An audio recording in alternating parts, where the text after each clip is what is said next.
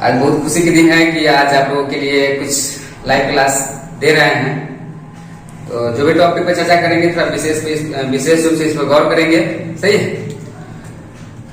और जैसे कि क्लास का अपना तो नाम प्रचलित ही है, जैसे नाम हुआ मुरली केमिस्ट्री क्लास सीतामढ़ी, नाम मनोहर कुमार हुआ, रिंगमान पे अपना संस्था चलता है।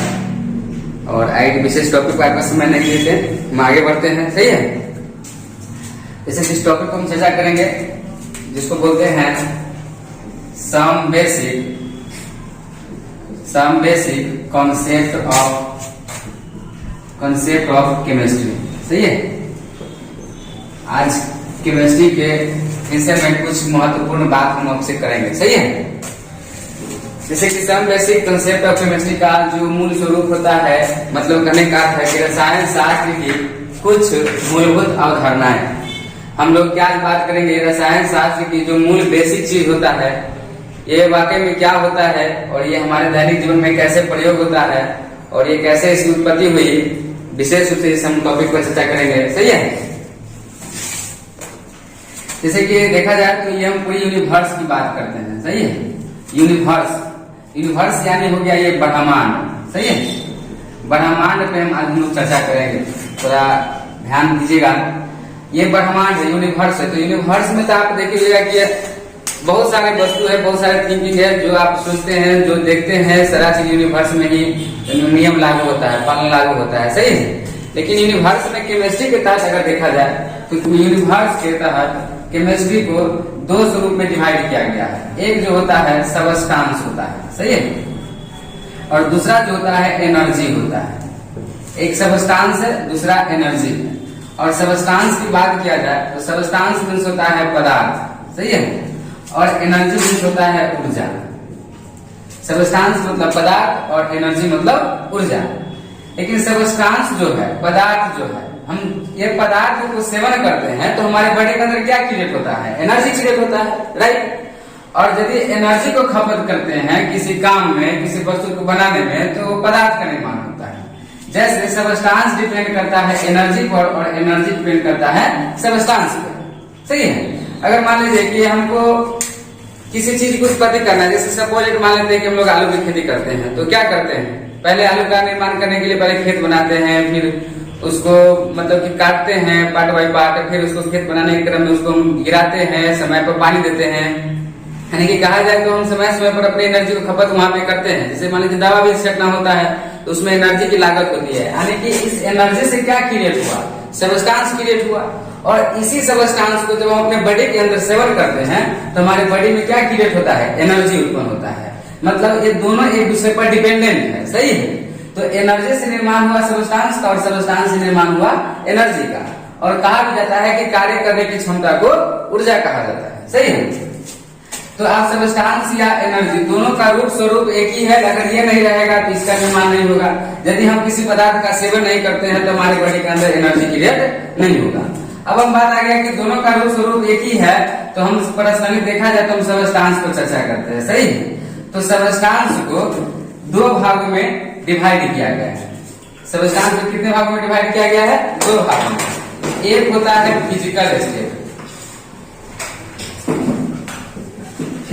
स्टेट और दूसरा होता है केमिकल स्टेट, सही है। और फिजिकल मतलब होता है भौतिक। फिजिकल मतलब क्या होता है मेरे दोस्त, भौतिक। स्टेट मीन्स होता है अवस्था, सही है। एक भौतिक अवस्था होता है तो एक रासायनिक अवस्था होता है, रासायनिक अवस्था, सही है। ध्यान से देखेंगे फिजिकल स्टेट और केमिकल स्टेट कहां से निकला, तो सबस्टांस से। अब यहाँ पे फिजिकल स्टेट और केमिकल स्टेट, इसमें बहुत सारे बच्चे को लोचा होता है कि सर फिजिकल स्टेट क्या होता है, केमिकल स्टेट क्या होता है, और इसमें बच्चे फंसे रहते हैं, सही है। आज थोड़ा हम क्लियर करेंगे, थोड़ा गौर करेंगे सर फिजिकल क्या होता है।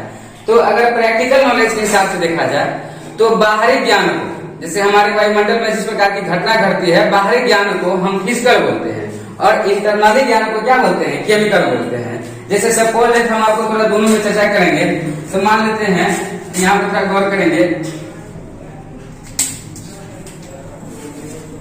यहाँ पे थोड़ा चर्चा करेंगे।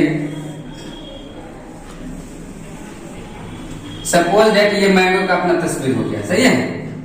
फिर हम इसको ताजा बनाने थोड़ा और अच्छा लगेगा दिखने में आप लोगों को। और लगभग लगभग मान लेते हैं कि इसके अंदर इस प्रकार की सीड्स होती है जिसको हम लोग बीज बोलते हैं, सही है, क्रिएट होता है इस प्रकार से। तो ये जो मैंगो है, इसको थोड़ा एग्जाम्पल है, थोड़ा समझने के प्रयास कीजिएगा। हम ये बताने के प्रयास करें कि फिजिकल और केमिकल क्या होता है।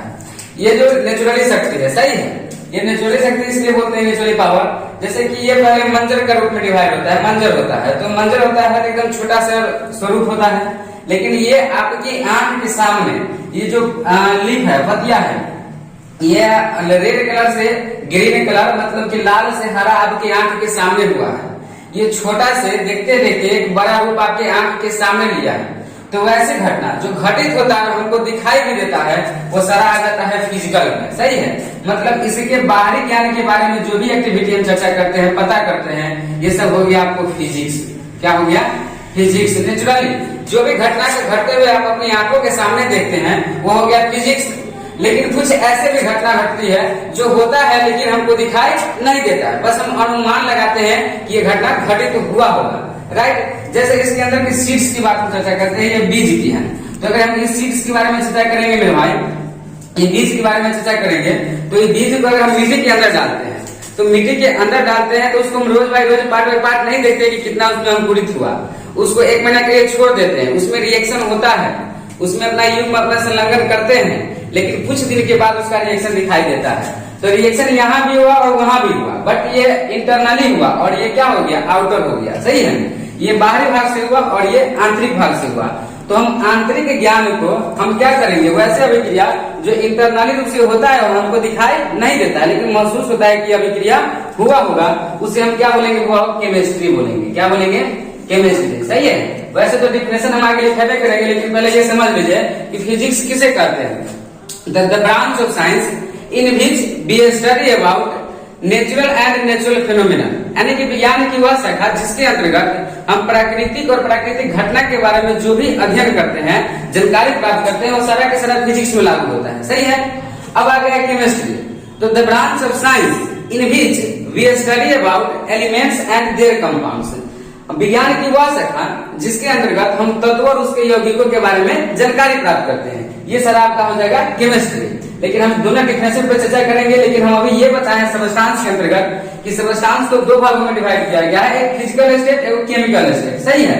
तो बाहरी प्रतिक्रिया जो भी घटना घटती है जिसे हम दिखाई देता है हमको, उसको हम बोलते हैं फिजिकल स्टेट। और वैसी प्रतिक्रिया जो होता है लेकिन दिखाई नहीं देता है, वो हो गया आपका रासायनिक अवस्था, सही है।